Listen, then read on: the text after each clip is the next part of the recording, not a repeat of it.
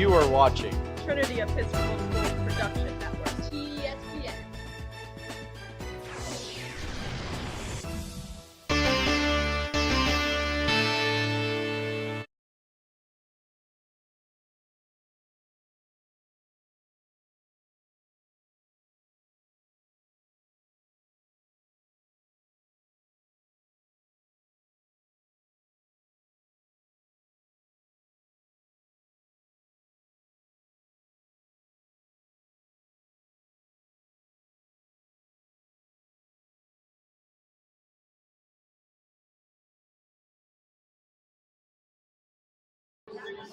Attention to women and coffee, and please stay off the bathroom or while James's conference. We ask at this time you are able to please rise and move your hat as we honor you with one of our national anthem by our family.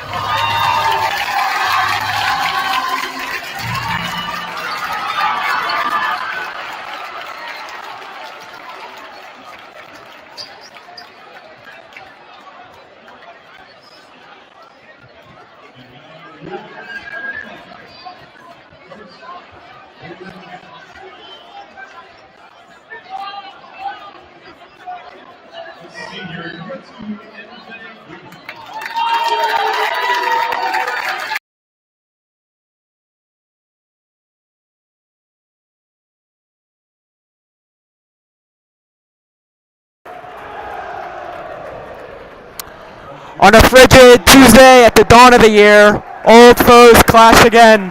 Ones who have faced each other multiple times since the inception of this very school. The cadets of Benedictine make the treacherous journey across the river to face the Titans of Trinity Episcopal on Dale Travis Court, a fortress the Titans have called home for this very matchup, winning 11 of the last 15 in the past decade. And for decades, these teams have played each game more entertaining than the last, accompanied tonight by student sections clad in blackened jerseys are in support of their respective teams, looking to make an impact in the way that has become tried and true, roaring at the top of their lungs in both support and disdain as they endeavor to tip the scales in their own favor. It begins, as it has, and it will always be, as these players, when their time is over, they cannot when it is not. The winds of change push the historical dominance of these schools to new territories, yet one thing remains the same. This great rivalry will certainly deliver an unforgettable experience. Good evening, everyone. I'm Ryan Lloyd, and I'm joined by my fellow commentator, Rick Hamlin, former Trinity basketball coach, and our producer, Ash Bell, helping to bring the sights and sounds of this game to those who have tuned in. Hamlin, you played and coached in this rivalry for the past 30 years. Ready for tonight? I'm absolutely ready for tonight. This is one of my favorite nights of the year. You know, I think about big nights in the school calendar. You talk about homecoming, the art show, the grand illumination, things like prom, baccalaureate, graduation, and for me, the Benedictine at Trinity basketball game is right in that top group of most important events. For me, certainly, it's very at or near the top. Like you said, this rivalry has been fierce. Before I ever was a student here, I used to come to these games as a kid, and it's kind of like, people talk about Duke Carolina always delivers, and Trinity Benedictine always delivers, and you said Titans have won 11 of the last 15. I mean, a lot of those were very close games. If you look at those scores, a lot of those margins were really, really tight. And, of course, there's only added spice because of the 3 consecutive football state championships that they played against each other. And so I feel like the rivalry is as hot as ever. And then you look at right now in the state rankings, Benedictine number 10, Trinity Episcopal number 11. So they're really fighting for not just bragging rights tonight, but also state position to hopefully make a state tournament come late February. Yeah, both these teams super competitive always, and that one. A little bit of a basketball IQ issue with our student section there, as that was a goaltend by Keaton Gregory, and a lot of people cheering didn't realize that you can't do that once it goes up on the backboard, but it's all right. Good possession, though, by the Cadets.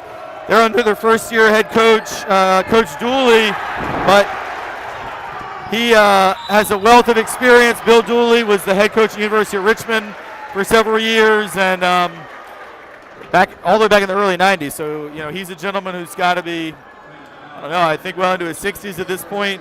He's been around a lot, seen a lot, and he's done a great job with this program, getting them to 9-4 on the season after last year they struggled to a losing record over there at Benedictine.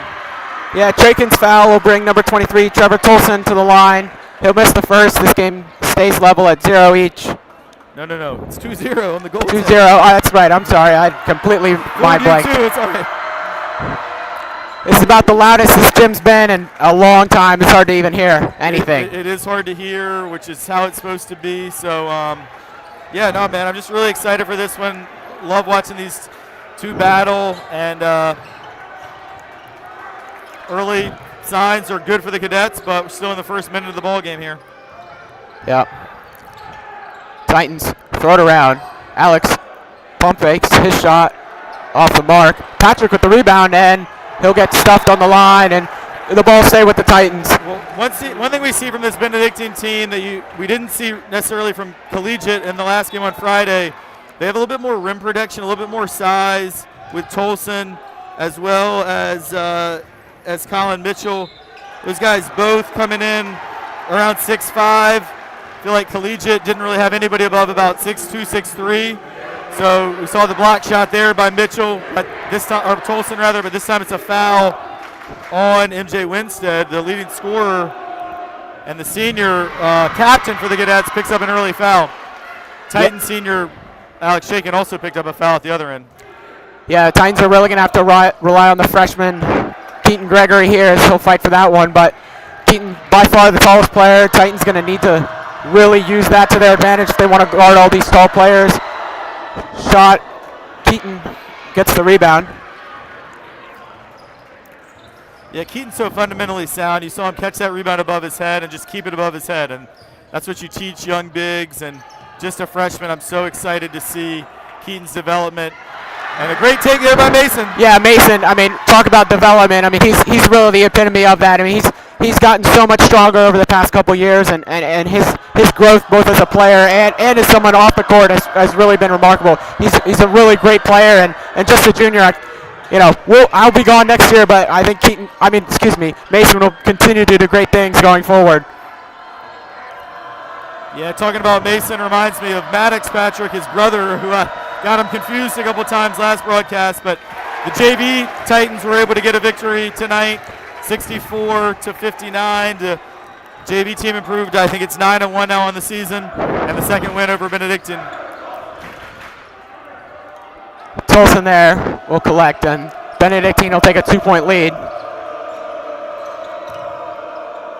Shakin now, fresh off his commit to Lafayette, will lay it to Mason Patrick. Mason will get fouled, and will come to the line. Yeah, and they're going to get him for a charge on that one. And just over 2 minutes into this game, already fouls, one foul each on Shakin and Patrick, two leading scorers for the Titans, and they really can't afford that type of foul trouble on those guys in particular.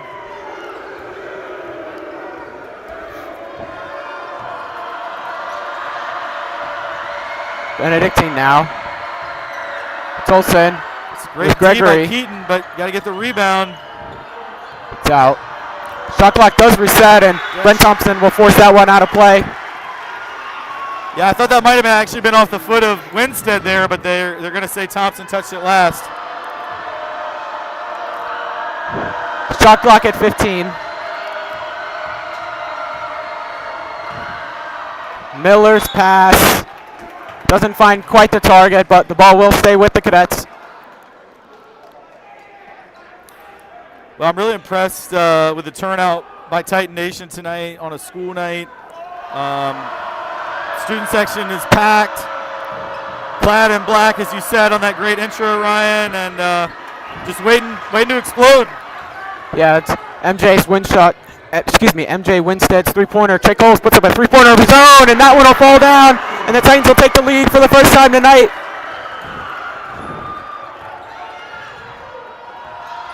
Benedictine looking to answer with their own points. Miller. Winston now looks to kick it out and does so. That ball way back out to the top of the key. That's Mitchell's shot off the mark. Keaton fights for the rebound and will become Titan ball. Yeah, a little bit of a fortunate call there, I think, for Trinity. I thought Tolson was actually pretty clean getting that. Cadets fans didn't like that call.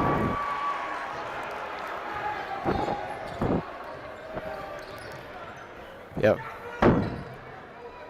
Trinity now. Thompson decides not to, steps in, that shot doesn't find the mark. No rebounders underneath. Two off the dribble there, Ryan. With that much time on the shot clock, I think Titans could get a little bit better look. Deep three-pointer by Hopkins off the mark. Gregory with the rebound. Thompson looks to push it quick. Coles has space initially and he'll take it out, but that'll be Tolson on the block. Good job by him. Thompson back by himself left to defend, and he'll get called for a foul, and that'll bring Colin Mitchell to the line.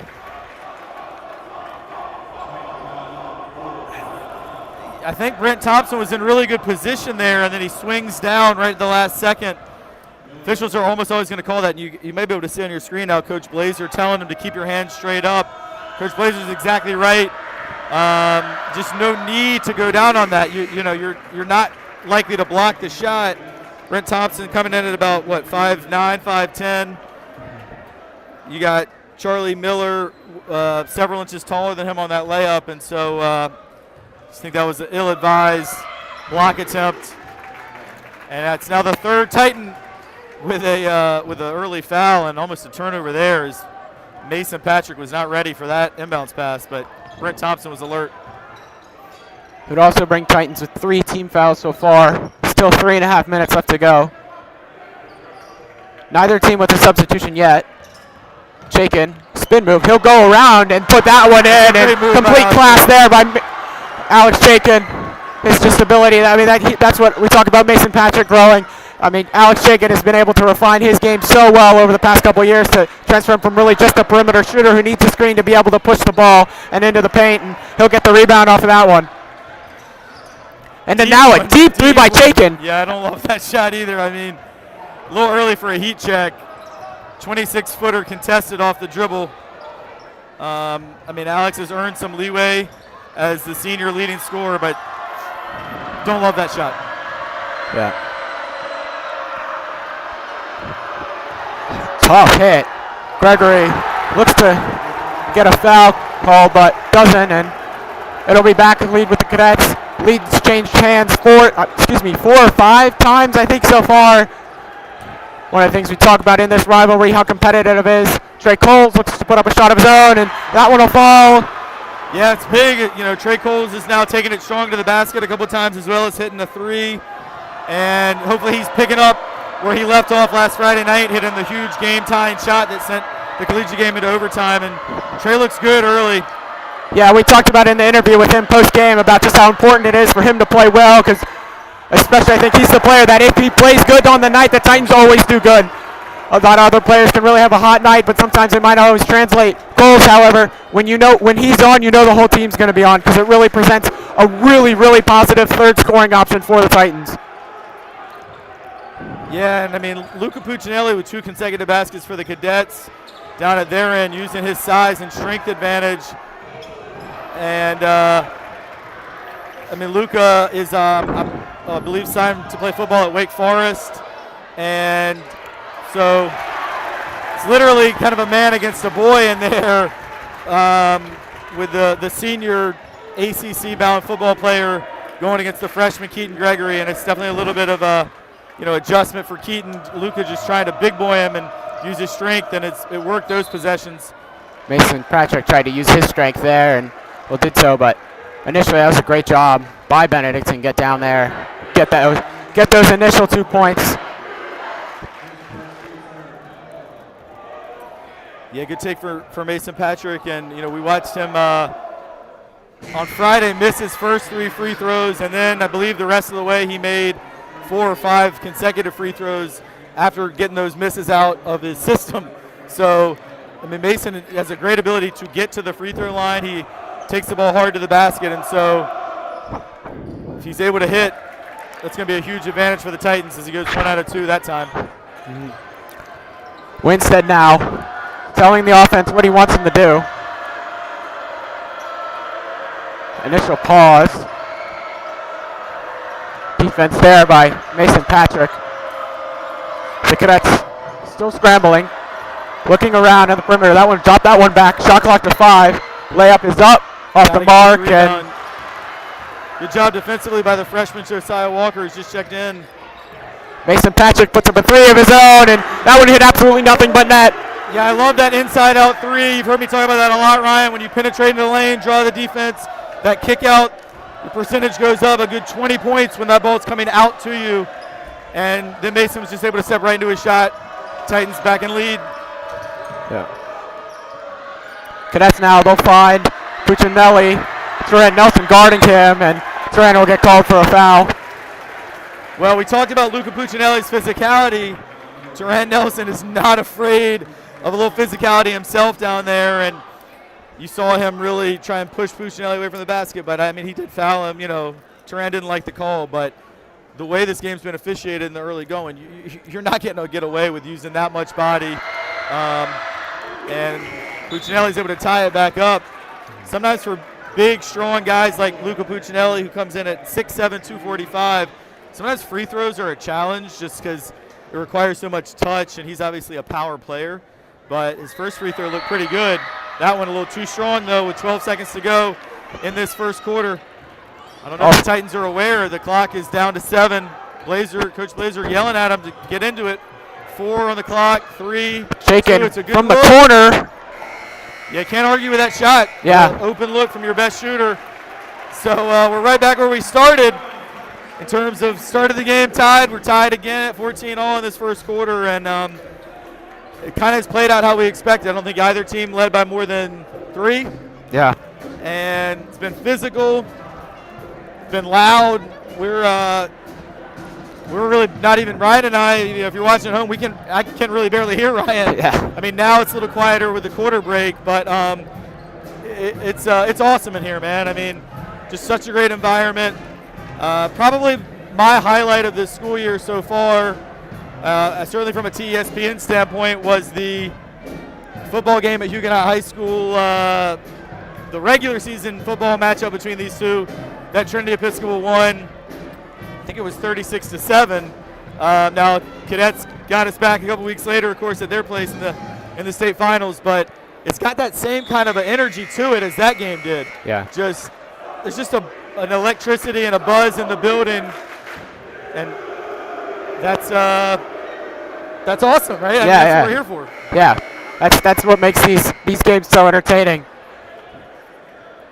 Also, both teams really coming off hot streaks. The Titans, they've won their last 7 straight at home, and they're 18-3 the past 2 years at home, which is, I mean, truly remarkable. Just last year, they defeated the Cadets 55-52. And I mean, that was really an entertaining game that came down to the wire, and this one looks like it's heading that direction. That gives me a good no whistle there, but gives me a good chance to promo. I think we've got a halftime interview lined up with former Trinity star North Carolina Tar Heel Armando Bacot, so you're wanting to stay tuned for that. But one of the questions I want to ask Armando about is his last, for sure, 2 years at Trinity, never lost a home game, and making your home court a fortress. I believe that maybe was the word you used in your intro. Is just such a difference maker at this level. And 18-3 at home the past 2 years. That's huge for the Titans. Certainly, Benedictine's always going to be a tough place to play. These teams play again, I think, in about 3 weeks or so over there. And when they're fighting for a state berth and state ranking, you've got to protect home court because it's going to be tough to get one over there. So from a Trinity standpoint, makes this one, I won't quite say a must win, but you got a better chance of winning here at home than you would over there. And that's a key second foul there on Brent Thompson here very early in quarter number 2. And then just total sleepwalk by the Titans there as they left Hudson Williams unguarded under the basket. I mean, that's inexcusable. 8th grader Isaiah Carter puts up a 3, and that one falls pretty effortlessly. I mean, I can't believe that. I mean, he's what, 13, 14, Yeah. and he's he's 6'7", and he's putting on a show. Didn't play much in the game against Collegiate, but checked in early in the first quarter and is continuing to play so. A freshman, Josiah Walker, on that one, unable to guard the significantly taller Connor Pleasance, but well, and when you're a smaller guy, that's what they're going to do to you. They're going to take you down there. They're going to post you up. And Josiah, he's a tough kid. He's a football player. You just got to learn to use your lower body to move them away from the basket. And he wasn't able to do that. That's a really tough shot by Trey Coles, but he gets it to go. Yeah. Wow. Tough shot and a timeout call by Coach Blazer. I think he wants to let these guys know something on defense, but I think if you're Benedictine, you live with that shot, pretty much a fadeaway corner 3. But if you're Trey Coles and he's feeling it early and it's going in, then it's a good shot. yeah, I completely agree. We don't have the exact stats, but I think I would be correct in saying that Trey Coles is probably the leading scorer so far. Yeah, He's he hit has 2 8, yeah. 2 threes as well as a layup. Yeah, those shots, I think a lot of confidence comes from hitting that shot against Collegiate. It looks like he's carrying it forward, and we talked about just how important that is for this Titan team. Benedictine, on the flip side, however, talking about how hot these two teams are, they've won 3 straight on the road, and against some pretty tough opponents. These teams have 5 common opponents, both taking the win over Banner Christian, Collegiate, VES. Benedictine has beaten Stewart, whereas Trinity has lost to Stewart, and Trinity, I think, in probably their best mechanical game all year, defeated Cape Henry pretty soundly, who the Cadets lost to earlier this year. Off the mark, Puccinelli shot, in and out. Cadets with the rebound, and Chicken will get called for a foul on that one. Yeah, looks like they're going to actually get Carter for that one down low, which is maybe a little bit of a break. I thought they were getting it on Chaikin up top, which his block looked clean. And so I was initially frustrated by that call because I thought it was going to be Chaikin's second off what looked like a clean block. But actually, I guess say that Carter got him with the body. And a couple quick team fouls here in the second quarter on the Titans. And Connor Pleasance looking to tie it back up here, but he missed that second one. Good box out by Trey Coles. Coles able to ensure Titans get the ball. Walker now. Titans look to set up something. Another corner 3 to Trey Coles, and that one falls too. And man, he is on fire tonight. 3 threes and 2 from the exact same spot. Benedictine, that's Hopkins, looks to counter with a 3 of his own, and that one won't go down. Titans with a 4-point lead, probably the largest of the game so far. Yeah, I think you're right, Ryan. I think it is the largest of the game. It'll be Carter from the same spot. He hit his, and that one a little bit more off the mark, a little bit of adrenaline. A little bit rushed. Yeah, the adrenaline. There's no way that Isaiah Carter has played in an environment like this before. Even Friday night wasn't quite like this. And you see a little bit more nerves there as he missed the layup as well. And he adjusted his shot when he didn't need to. That shot wasn't going to get blocked. That's a great job on the defensive end, though, by Isaiah Carter. As he gets back and gets a block. Love to see the effort after the missed layup. Well, so it's back and forth, Ryan. Yeah. No one's going to catch Hopkins. Yeah, these Titans, one thing that they really struggled with during that collegiate game was turning the ball over, especially in the first half. I think there was probably a 6 or 7 minute stretch where they had more turnovers than points. And, I mean, that's something that, as a coach, just completely frustrates you out of your mind. I'm sure you know that. So these Titans, I know ball security going to be so important tonight. Jakin puts up his own three-pointer, and that one falls. And, I mean, this is such a shooter-based team, and, man, they are really showing it off tonight. Coles with 2 threes. So same with Jakin. Yeah, and I think the Cadets' defense hasn't been bad. I mean, most of these, couple exceptions, but most of these threes have been contested, and that one certainly was. But Jakin doesn't need much room to get it off, and if he's hitting that shot, makes Trinity awfully hard to defend. Completely agree. It'll be Miller. He'll find that one, and good job here. Get around 2 Titan defenders. Titans have subbed a considerable bit so far in this game, especially considering last game against Collegiate didn't sub barely any in the second half. That's a great pass by Alex Jakin. Mason Patrick's three-pointer off the mark. That's maybe not a shot that Mason takes a lot of the time, and it might have showed there, but Titans are able to force a turnover. Patrick will slow things down, allows for Coles. Coles, it's the spin move. He'll go to that strong left hand off the mark, and ball's loose in backcourt. It was good defense by Hopkins there to force him away from the basket. Trey, I actually thought he had him by a half step, but then he backed up and let Hopkins get back. Basket side. Another block by Carter. You got to get these loose balls, though. Another loose ball. This time the Titans come up with it. Mason Patrick finds Alex Jakin. Alex will take it. Left-handed layup, and that one falls. Wow. The Titans are playing phenomenal so far, and timeout will be taken. And, man, the student section is loving it, and I do not blame them. Yeah, it's a really strong take by Alex Jakin. I was thinking he might dish it off to Carter, but that's where, as a senior in the 2-on-1, he's going to say, I got this. Left-handed finish. And 5-point lead. Again, I think that might be the biggest lead of the game, as this one's been no more than a 2-possession game throughout.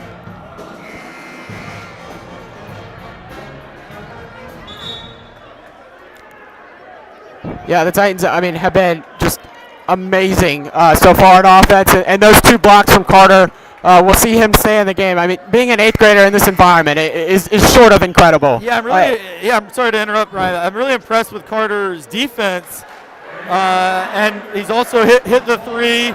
Even the layup he missed was a good cut to the basket. So,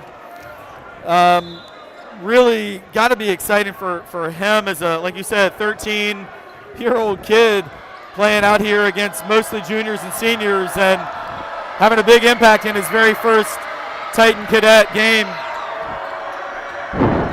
Pleasance now. We'll hold for a while. That one out to Hudson Williams. His own three-pointer off the mark. Offensive rebound is secured by Benedictine, but they'll miss another layup, and it'll be Trey Coles who eventually comes down with this one.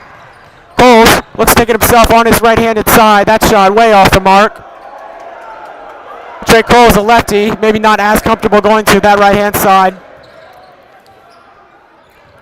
Hopkins now tries to fake out Coles, unable to do so. Deuce Mason forces a loose ball, but that's great D by Deuce. Yeah. He's loving it. Cadets still with possession. Shot clock down to 5. Not sure that no one knew, and nobody knew that ball was heading around. I want to give Deuce Mason a lot of credit there. He didn't get a steal, but when he cut off that penetration, I can't remember what cadet player it was, but you see a smaller freshman, you think, I'm going to take this kid to the basket, right? Deuce cuts him off, forces him to pass it out, just clapping his hands, not talking trash, but just showing these guys, like, I'm here, I'm ready. And I think that really mentally got his teammates to continue to fight defensively and actually kind of force the turnover, even though it's technically an unforced turnover. Wow, Alex Jakin there. That one doesn't find the mark, but it was a good move nonetheless. Benedictine will fall with the ball. Long pass to Colin Mitchell. Benedictine will swing the ball all the way around the arc. That one to Mitchell, able to avoid Patrick initially, and Carter will come down with the rebound, and he's been really phenomenal on the defensive end. My only concern from a Titan standpoint is the Cadets have missed a lot of layups here in the first half. You can't necessarily count on them continuing to shoot around the rim at such a low percentage. So those second chance points, they aren't coming, but they are getting second chances, which is not what you want to see. Yeah, this Titan team, they really have wanted to put an emphasis on rebounding. It's definitely been a weakness of theirs. That three-pointer off the mark, and Isaiah Carter will get called for a push-off foul. Yeah, they're going to get that one on Carter, and that's a tough call. That was kind of right. I was watching that the whole time. Two guys just battling. I mean, arguably both fouling each other, but would have liked to see maybe a no call there. But not the bonus, and that might be one you would file under the ball don't lie category as the Cadets immediately throw it away. Yeah.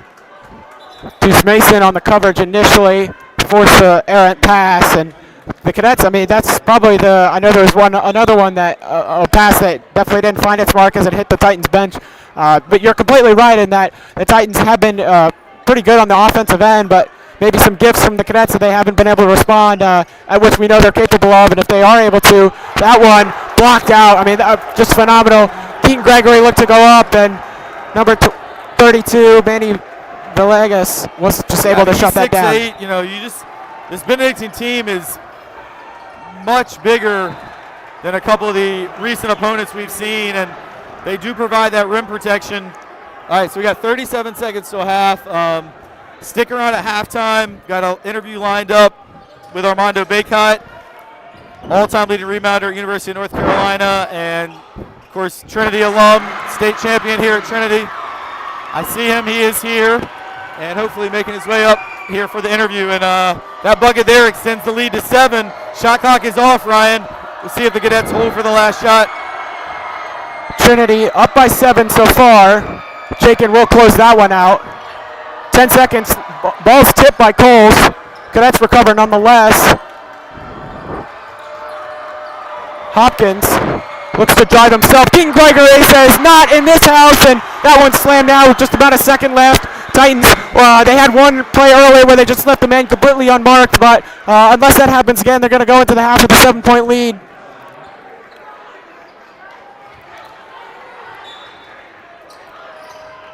Cadets now will kick it out. Colin Mitchell's long three-pointer doesn't find the mark, and I mean, a really, really good start by the Titans so far in this game. Yeah, great half for Trinity. Third quarter was the best quarter in the collegiate game, so have to keep it rolling. And see my man here. I see you. What's up, big guy? Doc Reese. And yeah, give this man a headset. So unfortunately, I hope so. Audio's not working in the ears tonight. So can you hear me, Mondo? Yeah, I can hear you. Okay, so thrilled to be joined here at halftime by Trinity legend Armando Baycott. Really your first time back at a home game, I think, in several years, post-COVID, right? So Benedictine Trinity, talk about some of your memories from playing in these games for your career here. I mean, it's some of the funnest game ever. You look now, I'm playing in the UNC versus Duke, but I don't know if it's as great as the Benedictine versus Trinity. It's some of my funnest moments, and it's just great to be back in this environment. The student sections are still always amazing, and there's no atmosphere like it, really. Yeah, I was talking a little bit on the broadcast about, I believe your last 2 years at least here, you won every home game. And the Titans have done well at home this year, right? What did we say? They're won 7 straight at home. You guys in Chapel Hill are undefeated at home this year. Can you just talk about what it means to protect home court as a basketball player and that mindset that you have on home court? Yeah, I mean, I think it means everything to protect home court, and Trinity, just like UNC, has a great fan base, and it's a lot of tradition that's within it all. And I think when you go to a program or a school like that, it makes a difference. Let me ask you, you played in, I don't know, you might know the exact number, probably 7 or 8 Benedictine Trinity games. I don't believe you ever lost one. I don't think I ever lost to Benedictine. I never lost to Benedictine, ever. Freshman year, I think we won over there by 2. I've never lost to Benedictine, ever. Of those games, do you have a memory that stands out from any of those? You know, I think the funnest Benedictine Trinity game was when we played them at Clover Hill in the Times Dispatch. That was an amazing game. I can remember, and like you know, a lot of my buddies from Benedictine would come over and play here in the summer and stuff, and to be able to go up against Dimitri and Seneca and beat them, it was one of the best moments ever. Yeah, I remember it well. I had to check my 40 time when I had to sprint over and get Malik Oh my and God! take out of their student section at the end there. Yes. After Jay Wade hit the buzzer beater. Yeah, that was actually, I think, our closest game that season, I think, other than LC Bird. So, yeah, I still want to write a book about the 2017 Benedictine season. I don't know how they weren't a contender with that roster they had. Oh my gosh, it makes no sense. I mean, they were loaded from top to bottom. Top to bottom. Seneca, they had Henry, Aaron Gibby. Folks. Yeah, that was a talented team for sure, and they gave us a tough one that night. Speaking of hometown rivals, got to watch you play another Richmonder last night, Efton Reed. Yeah. Y'all got a great, about 20-point W over Wake Forest. What was it like playing Efton? I know you've known each other since y'all were probably, you were maybe 9th grade, 10th grade, and he was in middle school. I mean, it was a lot of fun playing against Efton, and just to see his growth and to where he's at now, it's amazing. I could even remember coming here at Trinity and Efton, going through the whole process of trying to be able to come here. He ended up going to Stewart, but just to play against anybody from Richmond is great. And then I guess the IMG connection too, right? IMG, yep, team takeover, team loaded. It seemed like at least at the first half, first couple of times y'all matched up against each other, it seemed like they were really letting you play. Yeah. I mean, y'all were banging into each other. For sure. I kept waiting for a whistle, but it was just like two bulls going at it, and Corey Alexander was enjoying that, watching the two 804 guys going at it. For sure. As I was watching on TV. All right, let's talk about the season y'all are having. So obviously, 2022, you get all the way to the Final Four to the national championship game. You end Coach K's career both in Cameron and in total. Yep. Fall just short of the national championship. Obviously, last year didn't go how you wanted, but this year y'all are on a fantastic win streak. Number 3 in the nation. What's clicking so well this year? I think we all just having fun and we playing as a team, and I think it's a lot of similarities of the Carolina team on the team that I played on with you, and just being a team. I think that's all that matters really, and nobody cares who gets the credit. All we want to do is just win, and I think that's what's been so special about this year. Yeah, and you can tell that just watching the games, like how much fun y'all are having, and at times last year it didn't always seem that way, and obviously losing's no fun. For sure. And y'all been taking the show on the road too. I mean, I think last year you guys really struggled outside of Chapel Hill. It was still pretty good in Chapel Hill, but got on the road and struggled. But this year I think you won 4 or 5 at least consecutive games and true road games in hostile environments. Talk about the mindset of going on the road into places like Boston College, Clemson, NC State, where they hate you so much, and what that's like. Yeah, I mean, I think when you go in environments like that, that's where leadership really has to show up, and I think going on the road, it's a different type of approach you got to have. And this year we've had me, RJ, and also Cormac, who's an experienced ACC player, and Harrison, all the guys that have been in those situations. And I think we really do a good job of this year of not panicking and just coming together. My partner here, Ryan Lloyd, is a senior. Ryan, you got any questions for the big Yeah, I man? just wanted to talk about. You obviously made the transition from high school basketball to Division I, and there's a lot of players out here tonight. I think there's probably 4 or 5 who are going to play at that Division I level. Can you just talk a little bit about what that transition is like and how much different college basketball is from high school? It's a huge transition, but I think a school like Trinity definitely prepares you just with the tough classes, but also the sports aspect of it. Banworth, he did a great job of preparing us just for college in terms of the lifting and things that we did, but also the teachers and the school and everything that's ran at Trinity. I think it's truly like a college prep school in a sense, and it definitely helped me in just in terms of everything. And going to a school like UNC, I feel like I was always at an advantage versus other kids that went to UNC because I went through the tough days and at this school of having to balance basketball and sports, and sports and education and doing different things like that. Yeah, that really is phenomenal. I had another question. You're playing pretty well, obviously. Season Hamlin mentioned a couple of your stats. Can you talk about the development that occurs both when you're born, not when you're born, but obviously when you start playing, and how that can really influence your time both as a high school player and then as a college player? I think for me, coming into Trinity, I was on JV in 8th grade, and Coach Hamlin, he did a great job of developing me early and really telling me what I needed to hear, and I think that was what was huge for me. And all the coaches at Trinity done a great job. You see the track record. We got Jason Wade killing it, Henry Coleman, and on, and I think that was just huge for me in my development. The way we ran our offense, it was run and gun, moving fast, and I think I was perfect for UNC. And even in my recruiting process, when Coach Williams would come here and Coach Hubert Davis, they saw the way we played, and they knew that I was the perfect big for that system. Yeah, I mean, I can attest to that. Roy Williams, Hubert Davis were here probably, I want to say, like 15 to 17 times. Yeah. Your sophomore and especially junior year. I know a lot of people here probably want to get their picture with Mondo, want to get an autograph, etc. So I'm going to let you go in just a minute, but I do want to ask you 2 last questions about your high school career. First question is, of the drills that we used to do, what was your favorite drill? Throwback threes. Throwback threes. We saw a throwback 3 in the first half here, so that was nice to see. And then finally, just your all-time favorite game that you played in a Trinity uniform. Oh, man, that's a great question. All-time favorite. Man, there's so many. I would say winning the Times Dispatch Invitational Tournament just because it was something I grew up always going to, and I mean, it was so many games. I really couldn't tell you one. It was all fun. It was amazing.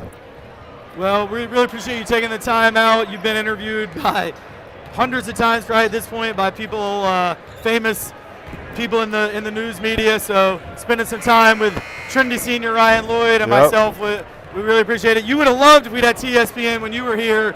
Would have been a lot of chances for you to get on a microphone and possibly get yourself in trouble. But, I don't know if y'all wanted me on a microphone. Yeah, no, I think you would have been great, man. We could have had you commentating some of those girls' JV games. That would have been epic. But thanks, Mondo. 804 for life and Titan forever. So we really appreciate you coming back. And I pretty much watch every game, and we're so proud of you and all the things you've done, not just on the court but off the court.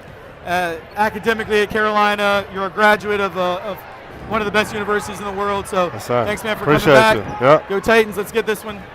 Thanks, man. And thank you guys for. Oh yeah. All right. Yeah. All right, we'll be right back.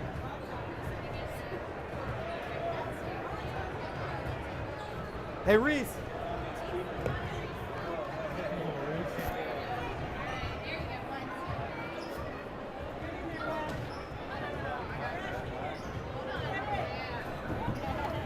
I don't know what was my favorite game here. I feel like every damn game. I know, but I feel like if we had Like at Trinity, I don't know.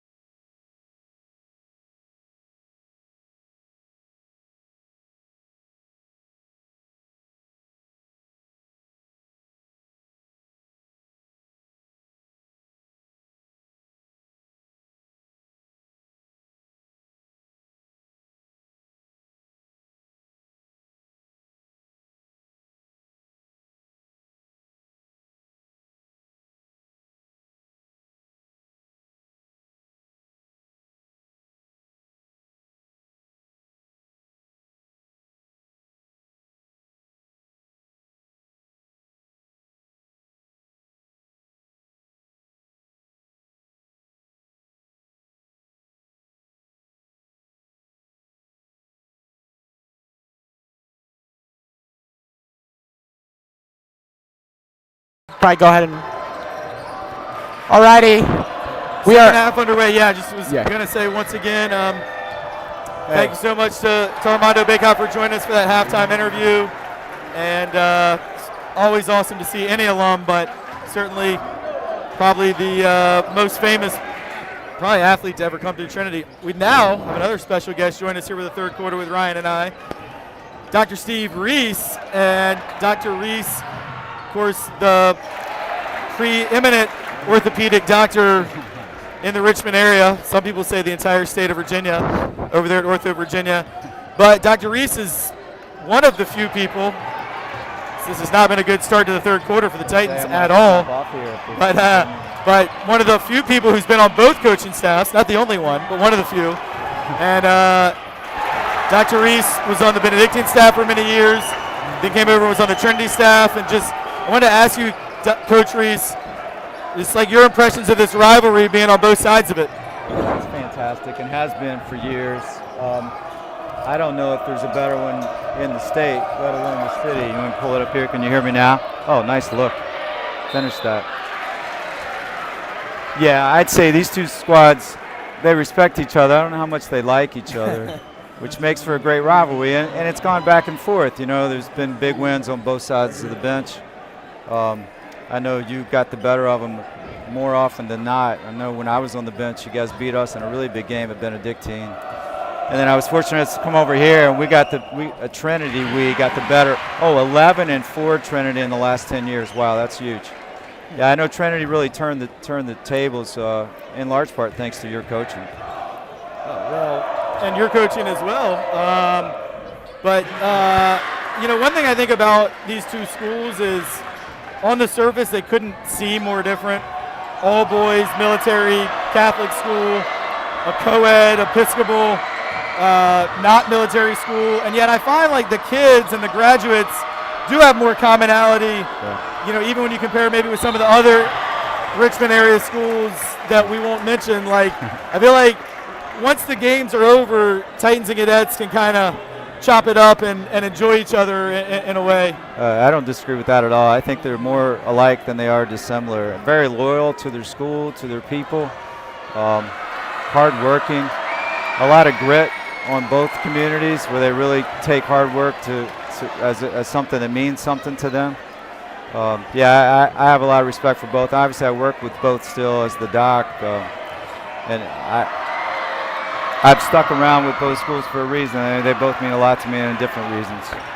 Yeah, and then just the atmosphere tonight. I mean, like you said, you've been part of, I don't even know how many of these games, probably pushing 20 between the two stints at both schools, and it always delivers, right? It's every time Trinity and Benedictine gets together, it's a great crowd, great energy.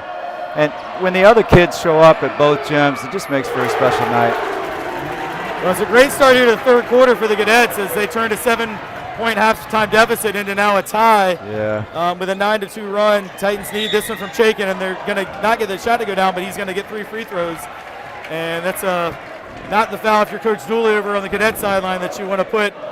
And the Cadet students clearly not liking it either. Yeah, that's their favorite cheer, I think.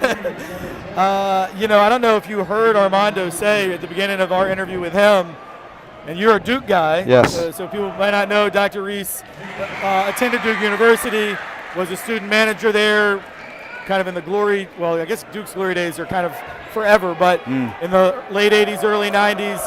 But Mondo said for him, Trinity Benedictine is a better rivalry than Duke Carolina. He said that at the beginning of our interview. Yeah, well, that's saying something. That's saying a lot. Yeah, that's saying a lot. That's the guy who sent Kay to his coffin in Cameron. Yeah, you know, it means so much as a high school kid, I think, really is probably what he means. Yeah. Like the passion of the high school athlete is unparalleled in a lot of ways, especially with the way the game's changed in college these days. Yeah, right. And, I mean, he's obviously been at Carolina for a long time now, but in general, college basketball, it's a new roster every year at every school practically. Yeah. So it is hard to develop those long-term, not just the rivalry team to team, school to school, but literally like me and you, we've been guarding each other for 3 and 4 years. Yeah, we don't have time to hate each other. They're turning the roster over so much.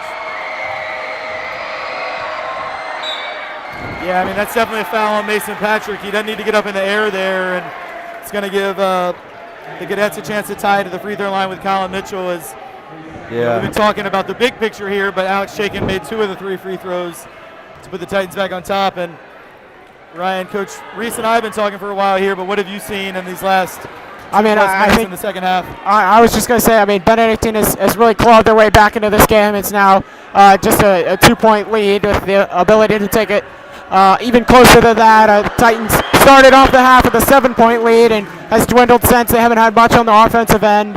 The Titans have also given up some pretty lazy and sloppy turnovers, and I know that they're going to try and continue to avoid those, as I mean, you just really can't afford to let Benedictine back into this game if you're a Titan fan. Right on cue, that's a lazy, sloppy turnover. And fortunate for the Titans that that Hopkins missed that shot, but that's a terrible pass. I mean, Alex as a senior he's got to be stronger with it. There's your other senior with a good look underneath. Keaton Gregory looked for a foul there, didn't get one. It's sloppy both ways right now, and that is kind of, Titan ball, it should be. But you can see the nerves are starting to set in for these guys. Yeah. Super close game. This gym is packed. It's hot. Yeah, I mean, this is where it's what's inside. These look like two equal teams to me, so it's like we always talked about the tougher team's going to win. Yeah, turnovers have been a big story here in the second half. They can protect the ball. They get a chance to win the game. It's a great take by Trey, and that's what the Titans need to do more of, going north-south. It's been too much east-west here in this third quarter. Yeah, they've been really, really deadly from the three-point range. Cole's hit, I think, 3 or 4 threes, shaken with a pair of his own. Carter also with some. I mean, but the ability to get inside and drive, Mason Patrick does it so well, and Trey Coles is doing so tonight. King Gregory get called for a foul there, and that'll bring Colin Mitchell to the line. I'm surprised how much they've fed the ball to the post and been effective with it both halves. Yeah, I think you see a really concerted effort from Coach Dooley's guys to attack the paint, and they've had some success with it. And also the officials have had a pretty tight whistle, which I think they've been consistent. So as coaches, we have no issue if it's consistent. But the cadets have spent a lot of time at the free throw line. We don't have stats in front of us right now, but that's the third foul on Keaton Gregory. And it feels like most of the fouls on the Titans have been shooting fouls. They've been in the lane, trying to protect the paint. A lot of back to the basket action from Benedictine. It surprises me a little bit. Last year we double teamed Luka when he caught the ball in the paint. It was effective. I'm surprised they're not double teaming. They may change that up this half later. Yeah, he struggled here last year, but he had a very good, strong first half, and obviously he's a grown man out there. Talented, athletic kid. Good hands, good feet. Brent Thompson shot off a screen by Isaiah Carter. Result after a foul in Trinity ball. Benedictine student section not happy about that one. I don't really blame him. I mean, I don't love that call either. Thompson goes up. They say he didn't give him a chance to land, but I thought he threw his legs out. But I don't know. I watch a lot of NBA, and you see that call a lot these days. So, look, over the course of a game, those things tend to even out, but I would have let that one go. Free throw was not on the mark regardless. And Brent, of course, was at Benedictine last year, so I can only imagine what he's been hearing coming from him in the stands. Yeah, there's always a Trinity Benedictine transfer issue every year. Yes. Benedictine now look to put up a 3. That one doesn't find the mark. Chaikin gets the rebound. Just a 1 point. Sorry to interrupt. You could form quite an all-star team with the guys who transfer back and forth between the two and coaches. I was going to say, I can lead that squad.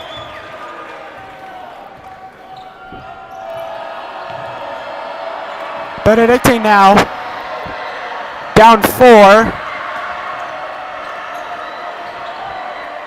Deep 3 by Hopkins. Doesn't find the mark, but Benedictine gets the rebound. Puccinelli's got 3 guys on him, but still manages to do so. That ball finds a long outwards pass, and it'll be Titan ball after that one. Titans caught a break there with the 3 seconds because nobody boxed out, and also that's where, with having Turan as well as Keaton Gregory both on the bench, I mean, Mason Patrick at your 5, he can handle it to a degree, but he's got to be extra cognizant of boxing out, and he did in that time. Yeah, completely agree. Patrick's also on 2 fouls himself, so I know that's something that Titans are going to have to really keep aware of as this third quarter winds down. Patrick looks to take it himself. That one is off of Colin Mitchell, and it'll stay with the Titans after kind of a fortunate break. these special teams plays are going to be big. Yeah. And we're going to have a timeout here by Coach Blazer. So you were on Coach Blazer's staff last Yes. year, the last couple years.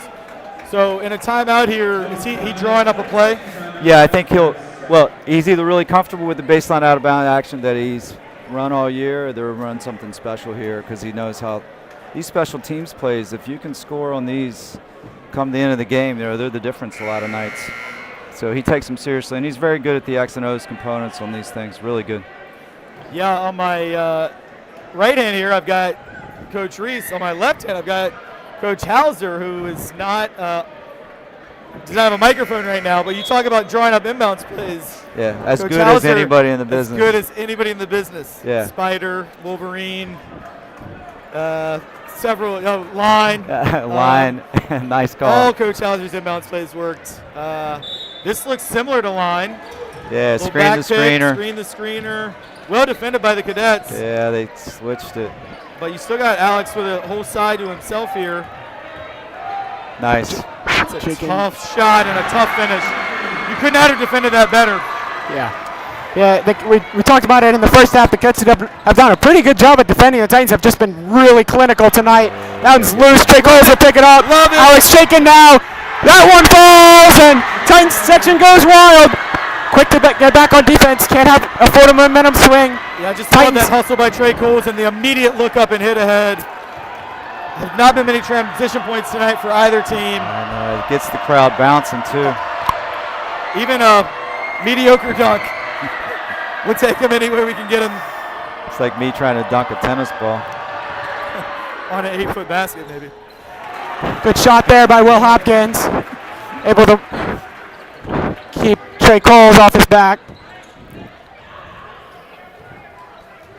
6-point lead for the Titans. They've regained probably the dominance. Chaikin, he checked. That one falls. Man, he's on fire. One thing I want to point out, Chaikin, at the start of this game, we're not actually sure how many points he's on at this current moment. Only 26 points away from 1,000 as a Titan, and that's something that's a really phenomenal accomplishment. Wow. Yeah. Good for him. Yeah, maybe at the end of the quarter, we'll try and get word on how many exactly he has. I mean, by my count, he's had 3 threes. He's got to have at least. He's got to be close. I'd say he's probably got about 19 or so already. 20 was my guess. So we actually talked about this in our TSPN production meeting today. If he were to get to 1,000 points tonight, he needed 26, and we would get him for an interview if he achieved that. I felt like 26 was a little bit ambitious against a strong opponent, but it's potentially possible. I can speak on his behalf. I'm sure he would say Coach Reese taught him how to shoot the ball. Well, I was actually about to ask you, because you were a big part of Alex Chaikin's development. I mean, as a 10th grader, he was pretty much all perimeter shooting, not super strong defensively, not super strong taking the ball to the basket. He certainly, when open, could hit a high percentage of perimeter shots, but once teams figured that out and worked to take it away, but now he's added so much to his game, ball handling, finishing around the basket, as well as at the defensive end. And you probably had a front row seat to a lot of that work.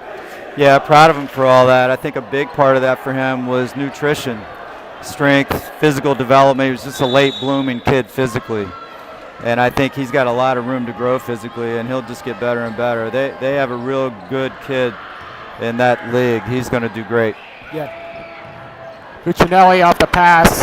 Well, one thing, I can't remember if you and I talked about this yet, Coach, but Alex has developed a friendship with Alex Petrie, who played at Lafayette. I heard this, yes. That pass Petrie's a great kid. He is. That pass is unacceptable.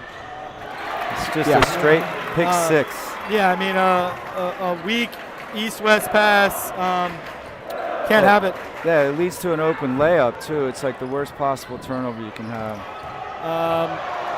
And then another Back to turnover back. and Gotta another foul layup that. coming. Yeah, I mean, Titans really struggling there. Had a really great kind of we run of the play. complimented Deuce Mason on his defense in the first half, but that's the freshman making a big mistake there, and now Chaikin looked to maybe turn an ankle a little bit. I think he's going to be okay, but he was a little slow getting up. Good full timeout call there for Coach Blazer.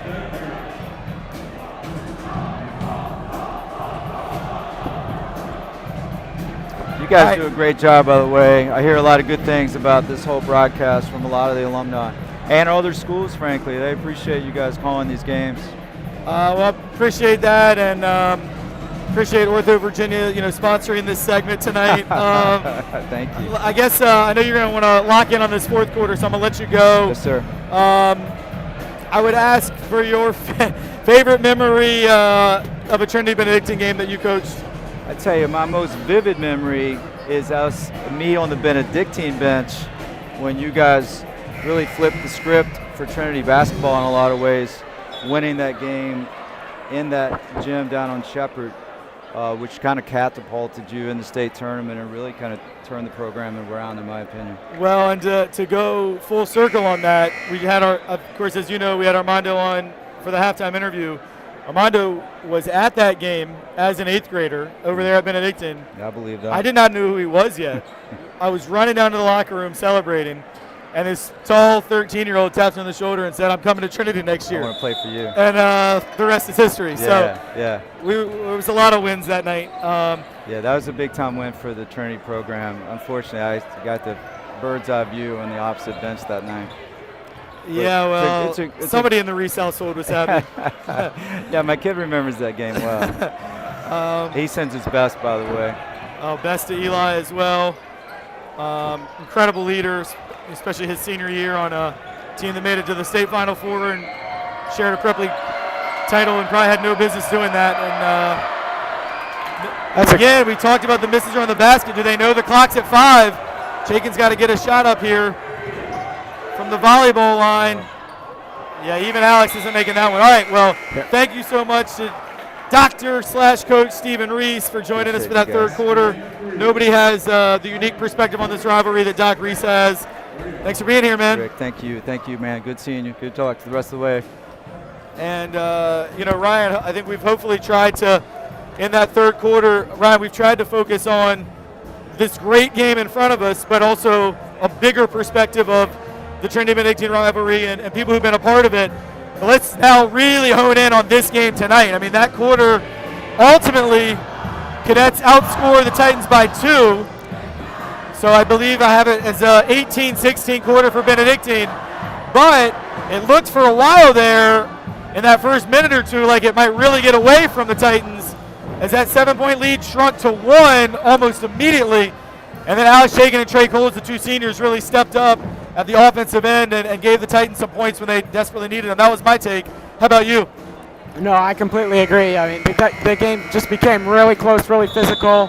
We saw Coach Blazer take a timeout and really try and get his team back into form, and they did do so. Currently at a 5-point lead for the Titans. So, I mean, they're just really going to have to hold on at this point. I think I've been really, really impressed by Isaiah Carter tonight. He's played very well, especially on the defensive end. Just to name a few, I think Trey Coles also has really had a phenomenal game, and it's showing on the court. All right, so we do have, Alex does have 19. Has 19, so I was actually right about that, without a stat sheet. Stat sheet in my brain was right.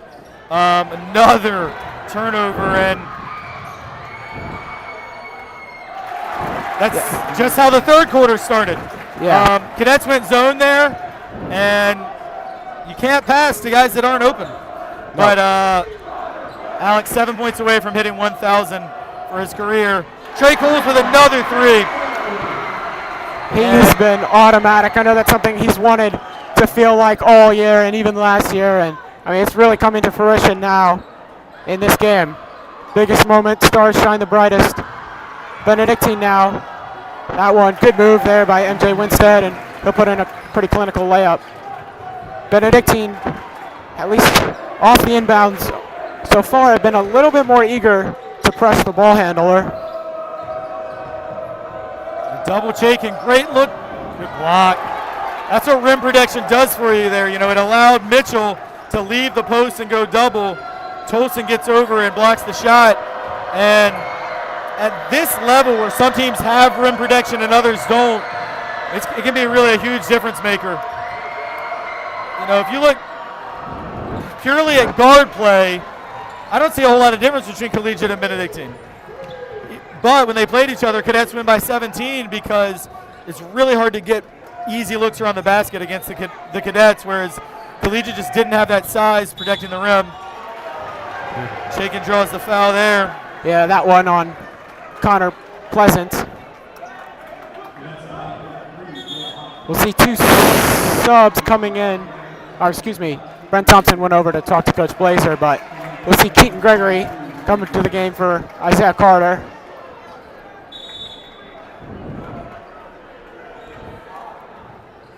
Titans 4-point lead. That loose ball, Trey Coles does a good job to fight for it, and he'll draw the foul. That one on Hopkins. Really fortunate break for the Titans there, as that pass was really not up to standard, and Titans are not only able to keep the ball, but put a foul on Hopkins, who now has to be a little bit more careful going forward. Yeah, I mean, he's Hopkins and Winstead come in as their leading scorers, so that third on him, I mean, we're in the fourth quarter, so he can't really afford to be too cautious, but I think that's two quick ones he just picked up, right? Those are both on him. I completely agree. Shot clock down to 5. I don't think Thompson knows it. Shot clock at 3. Now he sees it. Coles has to shoot this with 1. Did not make that one. Impressive rebound by Hopkins. Winstead, good move there to get it around. A really strong take by MJ Winstead there. Lead down. 2. Find Keaton Gregory. Coles open again from the three-point range. That one off. He's been a little bit, I think, better when he's contested so far tonight than when he's had a wide open look. Yeah, I mean, typically you would prefer to be more open, but I think you're right, Ryan, that Trey Coles, I mean, he's hit, 3 or 4 threes, and it does seem like the closer the defense has been, the better he's actually shot. That's a good observation on your part. Yeah, Coles unable to find the open man. That pass, Brent Thompson, he's got all the time in the world.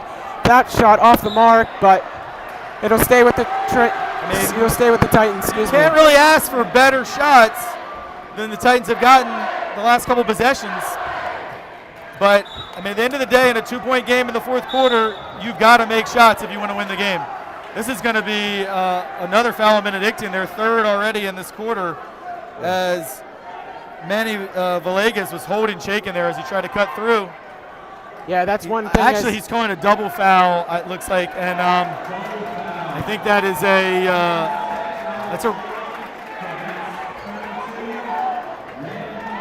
I'm going to, what is that Jose Mourinho thing? I choose not to speak. If I speak, yeah, if I speak, I get in big trouble. Yeah. So double foul. Titans retain possession, and we'll leave it at that. Yeah.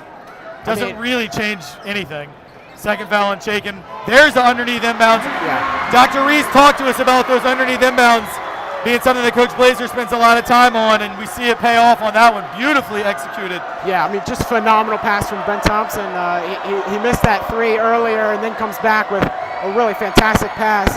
Winstead's three-pointer, great shot there by him, contested by Thompson, coming in hot, but able to answer, and down to a 1-point game. Titans narrowly holding on. Coles finds Thompson, fakes the shot, and he'll have a wide open layup. He'll throw that one down. Thompson. Strong take by Brent Thompson there, finishing with his right hand. He's a lefty, but they gave him that baseline, and I think Brent is so much more effective when he is able to get downhill, go north-south.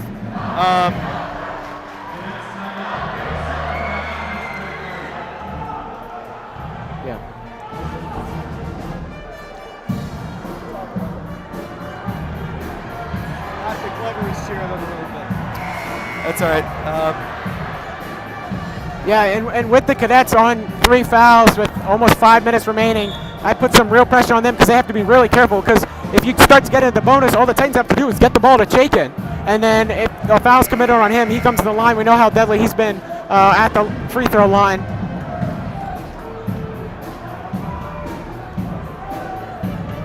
Titans will come back out the way they came off for now. It's all right, Ryan. I was just going to say, we've talked a couple times about a great turnout by the Trinity students tonight, but Benedictine as well. They are rolling deep in their section, as you would expect, and I love it. Yeah. There was one year they didn't bring a ton of fans, and I was like, what's going on? Like, I mean, so it's nice to see this rivalry getting the proper respect that it deserves and attention from both sides. Great block by Keaton. Got to get this loose ball, and Alex Shakin does. It's contested. He'll spin around behind the back pass to Mason Patrick. Oh my goodness, Alex Shakin. What a pass. Fantastic pass by Alex Shakin. There were 4 people down there with cameras, and I just hope one of them got that because, geez Louise. Cadets now look to respond. That'll be long 2. Missed it. Gregory with the tip. Coles will come down with it eventually. Lead sitting at 5. Just under 4 minutes remaining. Titans around the perimeter. Shakin looks to take it himself. Yeah, he shouldn't have shot that. Yeah. He had Keaton Gregory. We'll catch a break. Gotta get that pass is break. loose. Mason Patrick dives on it. Doesn't come up with it. It'll be Hopkins. He'll get fouled. Bucket doesn't fall though.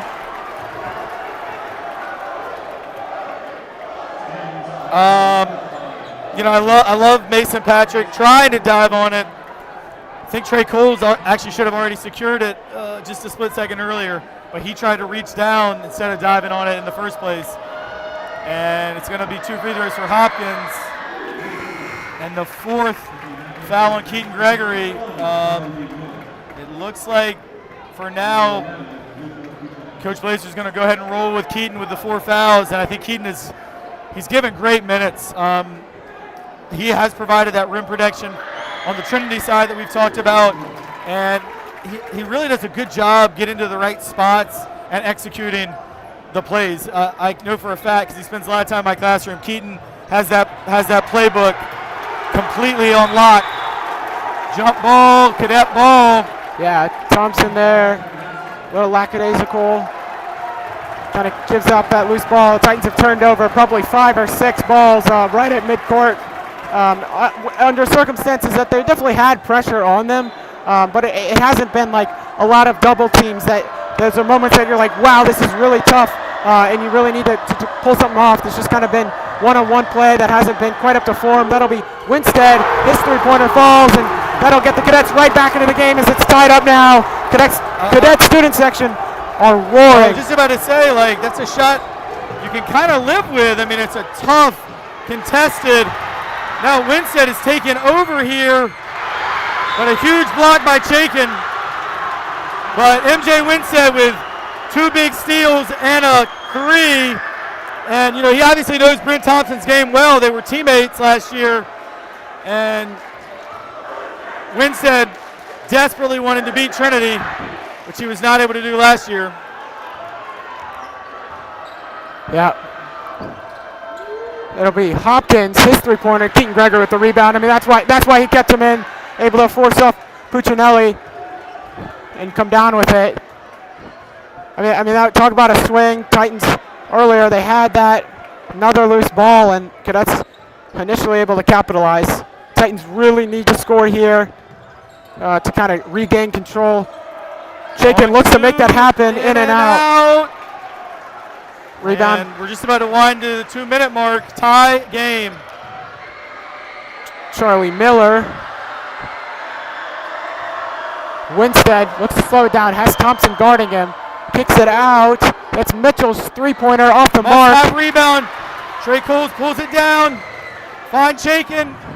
Shakin's 3-pointer off the mark. That would have really set the Titans up nicely. But games remain tied at 55. Minute 30 left. Titans student section is so loud. Violation. He did not get it across until the shot clock was at 20. I can't even hear myself think at this point. Cadets slow, very patient. Shot clock at 5. It'll be Hopkins' 3-pointer. Got to get the rebound again. Brent Thompson has it, but he lost it. Now Mason Patrick has it. Trey Coles to the right. No. Titan ball underneath. I mean, Coles attempted a really, really tough shot. I think rather fortunate that that ball ended up staying with the Titans. He had a man coming on his side, but looked to favor that left hand. Fantastic hustle there again by Mason Patrick. Brent Thompson looked like he was going to get the rebound. Cadets knocked it loose. Could have been anybody's ball. Mason secured it in the backcourt. Hit ahead to Trey. Did Trey need to reverse to his weaker right hand? I'm not sure about that. I think he would have at a minimum gotten fouled if he doesn't reverse it. But at the end of the day, it's going to be Titan ball underneath inbounds. Their last underneath inbounds. They got a wide open layup. Timeout-wise, Trinity has 2 remaining. Benedictine with 1 remaining. And look, it's a tie game right now. Our last game and our last broadcast, we had overtime. Who knows? Could be headed there again. Yeah, neither team has scored in a little bit of a while. It's really been, I think, some pretty good defensive efforts, but on Trinity's end, multiple turnovers that have really prevented them from getting anything going. And the Cadets haven't been clinical, really, under the basket so far.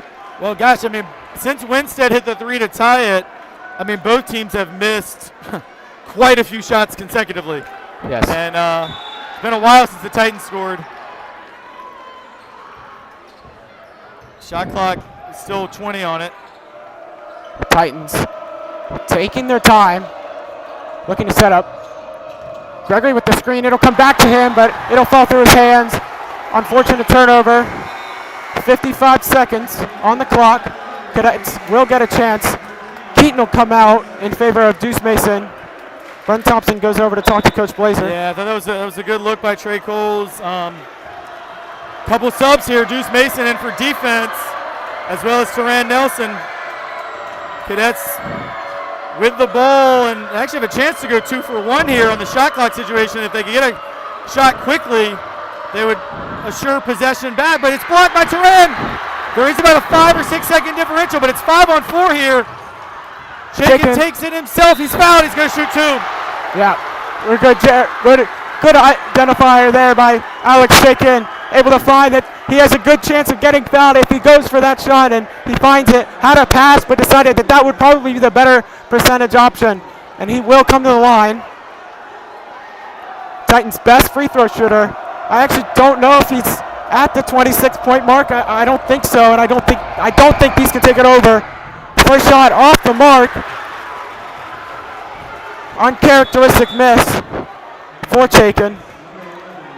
We'll see Luca Puccinelli come back into the game. Benedictine Cadets really putting their size into this game.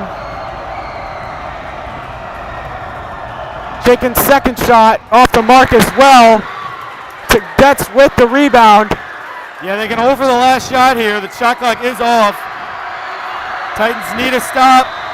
Coach Dooley uses his last timeout. Now, Trinity was in this exact situation on Friday night. A tie game with the opposing team having a last possession, which was collegiate. Cougars ran a high ball screen and did get a pretty good look, but they missed it. Of course, game goes to overtime, and Titans were able to pull it out. But momentum, not great if you're a Trinity fan. No. You had your, as you said, best free throw shooter on the line. Both free throws are long. I mean, it's that adrenaline and the environment here, the electricity is so strong that it's a real skill and a challenge to then bring your heart rate back down and do a skill that's a concentration skill like knocking down 2 free throws. But look, if I had to do it over again, I would still want Chaikin on the line for clutch free throws. I mean, yeah. He's made tons of them in his career. It's not that time. Yeah, Titans will come out in this one. Teran stays in the game. We know how good and he's been both this game and in others on that defensive end. 21.2 is the official time. Ball in the backcourt now. Yeah, see what Coach Dooley drew up. I'm expecting some sort of a ball screen here when the clock gets down around 8. Probably it comes now. Benedictine are They holding for look the up last down shot. low for Puccinelli. It's going to be a foul on the floor, not a shooting foul. So it'll just be Benedictine ball underneath. 6.3 seconds remaining. Now, It'll be a timeout yeah, by- Coach Blazer calls a timeout. You know, Benedictine was out of timeouts there, so I don't know. Part of me doesn't love calling that just because it gives them a chance to draw up a play. But at the same time, if there's any doubt of what you might want to do defensively, you do want to talk it over.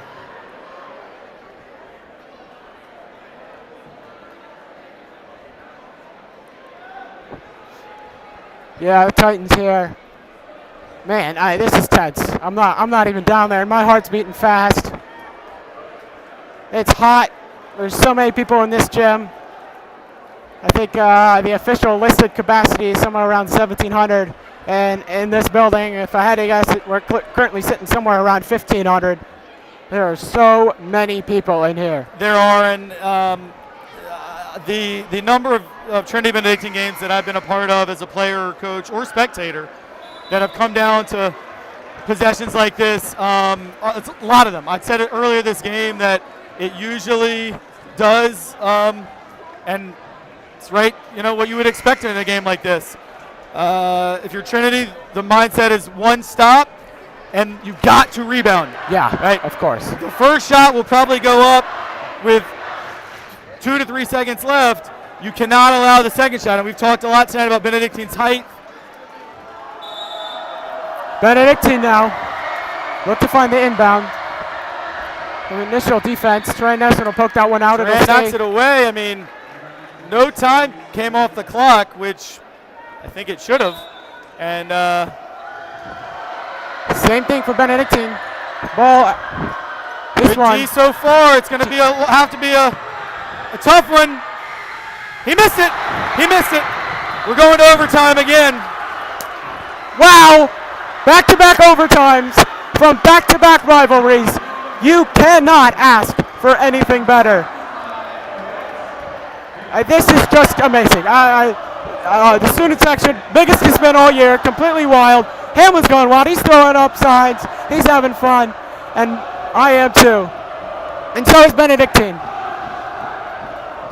So, for anyone who's unfamiliar, how overtime works in high school basketball, each team will gain an additional timeout, and per tradition, they're going to try and break our bleachers, and they've done that successfully several times in the past. So yeah, I was watching them just slamming on those bleachers there.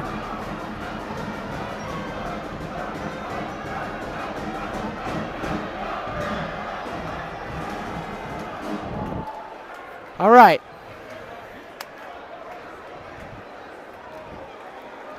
I will say I give a lot of credit to Benedictine.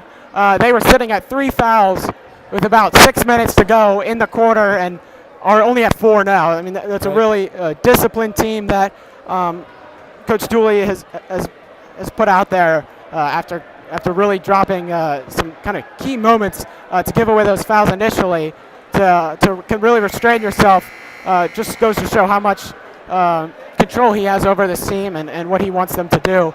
Because it's kept the Titans away from the free throw line. All righty. We become again. Yeah, I mean, who wouldn't want this game to keep going? Nope. No one. Gregory wins the tip. It'll be Titans with the first possession. Thompson's a little cornered. Yeah, I'm a little gun shy after the intercepted passes we've had, but that was a well-executed play. Mason Patrick. On by Mason. One more. He needs one more. That's the pass. Alex Chaikin comes Great in there. effort again, but this time the Cadets come out with it, and they're going to run. It'll be Hopkins, coast to coast. Good job there by him. Cadets up 2 now. Trinity, screened by Gregory, allows for Coles to get inside. He's trapped now, looking for an option. Looks to throw it off the defender, but yeah, fantastic defense from the Cadets there, and Trey Coles picked up his dribble in a really difficult spot on the court. That should have been a travel on Puccinelli. He switched his pivot foot, but a dream start to overtime for the Cadets. Yeah, they've been clinical so far. Titans need something very creative. Force their way back into this one. Patrick looks to put him up himself. Puccinelli says, nope. We'll stay with the Titans, however.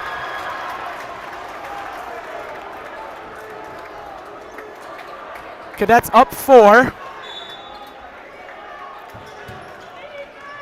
2:44 remaining. Long, deep pass. Chicken comes down with it on the double team. Titans are a man up. Not anymore. He's got that posture like he wants to shoot it, and there it is. The shot is up. Off the mark. Titans have not scored in a while. That's got to have that one. Oh. Still, everything coming up short. Yeah. Titans, you said it best. They just have not scored in a long time. Complete drought. Jenkins missed several threes. He missed those 2 free throws. Seen Brent Thompson with, I think, a pair of missed threes. It'll be Winstead layup. That one will fall, and Cadets are up 6 now. Which is really good. Coach Blazer going to call a timeout. I mean, the first essentially half of overtime has been dreamland for Benedictine. They've gotten to stop every possession, and I believe they've scored every time they've had the ball. Yes. And yeah, I mean, you got to call the timeout there if you're Blazer. Got to reorganize, and you got to have a bucket here. So looks like Isaiah Carter is checking back into the game. He's had some solid minutes tonight. And this is a game that you would wish that Devion Brown was still healthy. Yes. This is the kind of game I think that he lives for and would have a huge impact, but he's still out with that stress fracture. Yeah, also, we try not to talk too much about Brown's accomplishments on the football field, but I think just any time that any cadet sees him, they get pretty scared just in general. So yeah.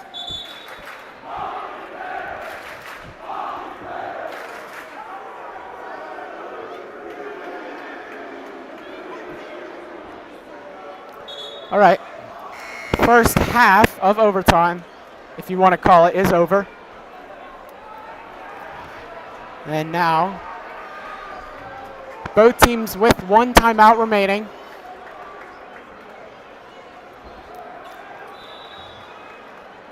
I mean, Titans need their absolute best play here, run to perfection. Mm-hmm. It's as close to a must-score possession. Completely agree. Thompson. Titans move it around some more. Thompson has the lane. He'll go up and he'll get fouled. It's a strong take by Brent Thompson. Now, the last time he was to the free throw line, he missed them both. And so the play was great. It was well executed. Brent gets to his strong left hand, takes it hard, definitely fouled. But now you got to connect. Yeah. Pressure's on. Transfer student off the mark. Well, how many free throws in a row is that the Titans have missed? I mean, 5. Thompson 2, Chaikin 2. Now, I think that's 5 straight. Yeah. They knocked that one down. Needed that one. Yeah. If nothing else, just to kind of break the drought here in overtime.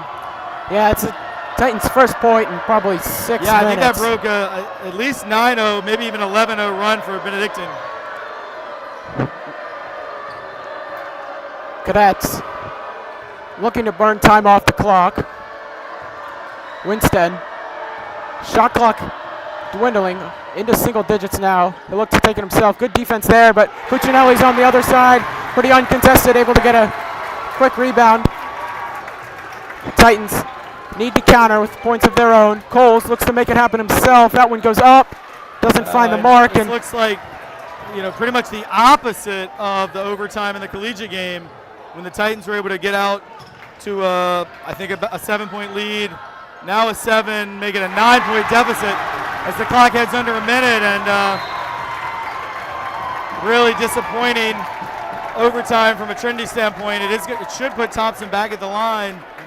I mean, in my mind, it's not over. I've seen comebacks from a position like this. However, the momentum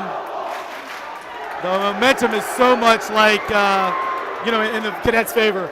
Sorry, there's so much going on. It's hard to even focus on what I'm saying. Yeah, I completely agree. I mean, the Cadet students with the "Let's Play Football" chant, but seems to me that the last 6 times these teams have played in football, Trinity has won 5. When you talk about if the Titans want to come back and win this one, Thompson needs to hit this second free throw. Made the first one. Second one's up and good. Yeah, make them both. I mean, you can be really aggressive here. They're not even in the bonus, so. But even if you do foul, I mean, at this point you kind of have to go for steals. If you don't get a quick steal, you foul. I'd like to see Mason come trap here, and he does a good trap. But you got to sell out for that.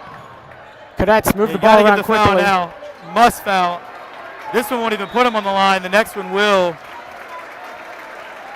And was well handled by Benedictine. I mean, they did a great job with their press break there, and they've really been, like I said, they've pretty much been perfect in overtime. I mean, Yeah, did Trinity have a stop in overtime? I don't believe so. yeah. I mean, this game has completely turned on its head. Something happened late in the fourth quarter that completely made this game switch. You got to give it. Loose Or even ball. better, what do we got? What's the call? No sign Timeout yet. Benedictine, okay. I could hear Coach Dooley yelling timeout, although looked like could have been an alternate possession as well.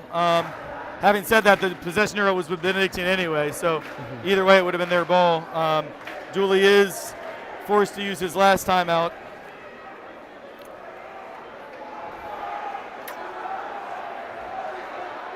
Yeah. I mean, 30 seconds. At this point, it is Well, kind so, of. right. So, I mean, you're going to have to rely on them really blowing it from the free throw line. So, first of all, what I'd be saying right now is they have no timeouts left. So, if you deny this inbounds pass, they can't call a timeout. So, 5-second violation, we get you the ball back. Or, because they know they don't have a timeout, maybe they rush a pass, and then maybe it's a bad pass, you get an interception, whatever. But if they get the ball in, you got to foul immediately. Yeah. And we've seen in this game what pressure free throws can do to an otherwise really good shooter. Yeah. Because we've seen that happen, on the Titan side, missing those key free throws. So Benedictine would be the ones faced with the pressure. Yeah, I mean, it looks pretty bleak, but you've got to believe it's not over yet. Titans initially They strong do a defense. good job. That's off the knee of Benedictine. That's a great job by Trey Coles. And like I said, you rush him a little bit. Now you get a quick bucket. It could be a 2 or a 3. Almost Trey have to make this. doesn't find it. Patrick with the rebound. Could have been a 2. Shaken kicks it out to Carter. Need this. Doesn't And fall. Now I'd say it is over. With Yep. 20 seconds, down 7. That's going to do it. And as a contest, it's one the Titans can learn from a lot. I mentioned earlier these teams play again in February at Benedictine. I think I don't have the schedule in front of me. I think it might even be February 14th. But yeah, it's Valentine's Day. Valentine's Day, yeah. But if you're Trinity, if you go over there and win and split, it kind of makes it okay. Yeah. But obviously that's going to be a tougher environment than what you had here tonight on your home court. So, no, I think you got to tip your cap to Benedictine. They kept their composure down the stretch. And final 3 by Coles is off the mark, and Titans are going to choose not to foul. Be interested to see, do we get a court storm here? Looks like the As time Cadet expires. administration is going to prevent that, at least for now. And no, I mean, congratulations to Benedictine. They, in the end of the day, they deserved it by outplaying in the overtime. But look, man, it was another great Benedictine Trinity game.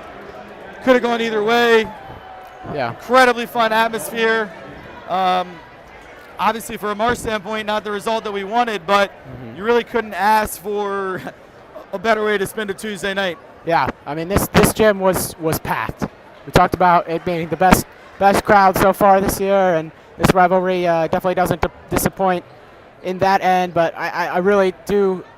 Obviously, I don't want to be critical, but the Titans in control, and then kind of towards the end, unable to close out. We know that that's been a problem for them this year. Early in the season, kind of in the season opening tournament, they did blow a considerable lead there. We saw at the first home game as a broadcast against Catholic, blowing a 16-point lead in the fourth quarter, and they had I think they were up 6 or so in the final couple minutes, and have the game brought to overtime. Tonight, yeah. And then just kind of the Cadets just kind of ruled in overtime, really off the back of a lot of turnovers just late in that fourth quarter. The ball really didn't cross half court. I think the Titans were at 55 points for what felt like 55 minutes. Yeah, no, that's all good analysis. And in games this tight and games this close, who makes the plays down the stretch is going to win the ball game. And I give Benedictine a lot of credit. I mean, they're the road team. Now, granted, they had a tremendous amount of support here as well, but they executed their stuff. MJ Winstead with the huge step back three in front of the cadet student section. And that was after he had gotten a steal from Brett Thompson. Then he got another steal, which fortunately for Trinity, Alex Chaikin blocked his layup.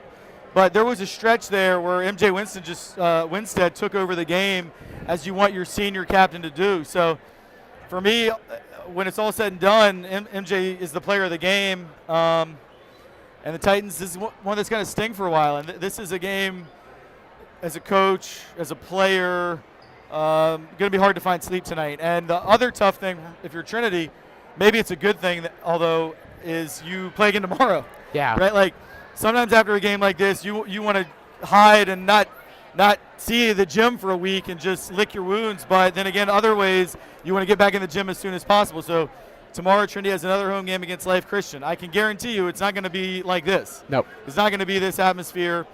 And so it's going to be contingent on these guys to get themselves picked up and not allow themselves. I would put it this way: you don't let Benedictine beat you twice, if you know what I mean. Like, Yeah, don't completely. be so down that you lost tonight that it causes you to lose again tomorrow night. Because they need that Life Christian game. That's a game that Trinity lost last year to Life Christian, a strong D3 program. But at the end of the day, as a D1 school, you got to be winning those games. And I'll be really interested to see how they bounce back, because it doesn't get much more heartbreaking than this if you're a Trinity fan. I mean, like you said, a 5 or 6 point lead with a couple minutes left. Everything seemed right there to take home the victory. But MJ Winstead had other ideas. So I choose to tip my cap to MJ and the rest of the cadet team. Tonight was their night. And we'll see what happens back over there on Valentine's Day. Yeah, completely agree. That'll about do it for both of us, and actually all three of us up here. A great broadcast, getting an interview, Mondo, along with Dr. Reese. Can't say thank you enough to those two. That'll do it for us. Ash Bell on the producer, and then my friend Rick Hamlin on the mic. I'm Ryan Lloyd. We'll see you guys tomorrow, and then on Friday for boys basketball, along with girls game it's a busy week, Thursday. Right? Yeah, boys game tomorrow against Life Christian. Girls game against St. Gertrude on Thursday. Boys against top of the Prep League Stab on Friday. So every night this week, just keep it locked to TSPN and Titan Athletics, RVA. And yeah, this was inches away from being the perfect Trinity night, but the Cadets spoiled it, as is their desire, and I choose to shake the hands and say, good job, Benedictine. You earned it. All Thanks, right. Ryan. Great job by you. Great job by Ash.